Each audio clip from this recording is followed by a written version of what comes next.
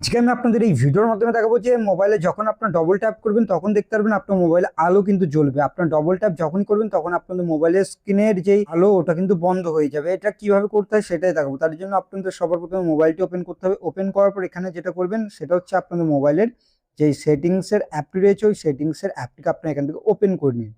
এবার প্রত্যেকের মোবাইলে আপনারা এই সেটিংসের অ্যাপটিকে কিন্তু পেয়ে যাবেন।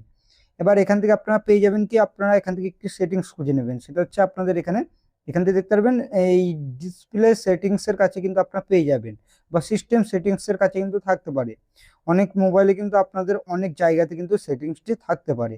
আপনারা অবশ্যই খুঁজে নিন। আর যদি না খুঁজে পান তাহলে কি করবেন, এখানে ওপরের দিকে সার্চ বার পাবেন, এই সার্চ বারে ক্লিক করে দিন। এবার এটাতে ক্লিক করলে পরে এখানে কি লিখবেন, আপনারা সিম্পলভাবে লিখবেন কি, এখানে আপনার লিখবেন এখানে ডবল ট্যাব। আমি এখানে কি লিখবো, ডবল ট্যাব বলে সার্চ করছি। এখানে আপনার ডবল ট্যাপ টু ওয়েক বলে আপনারা লিখবেন, বা double tap to turn off এটাও আপনারা লিখতে পারেন। এরকম ভাবে সেটিংস চলে আসবে। এখানে আপনাদের এখানে স্মার্ট স্ক্রিন অন অফ বলে দেওয়া থাকবে, এই অপশনে ক্লিক করবেন। ক্লিক করার পরে এটা কি বলেছে আপনাদের, এখানে আপনারা সিম্পল ভাবে এখান থেকে দেখতে পারবেন এটা আপনারা চালু করবেন। প্রথমে এটা আপনারা অফ করে দেবেন এবং এখান থেকে দেখবেন আপনাদের এটা যেটা অন করা সেটা কিন্তু আপনারা এখান থেকে চালু করে দিন। এটা চালু করলে পরে কিন্তু এটা হয়ে যাবে। এবার এটা আমি ব্যাক করে দিচ্ছি, তারপর এখান থেকে ট্যাপ করে দেখাচ্ছি।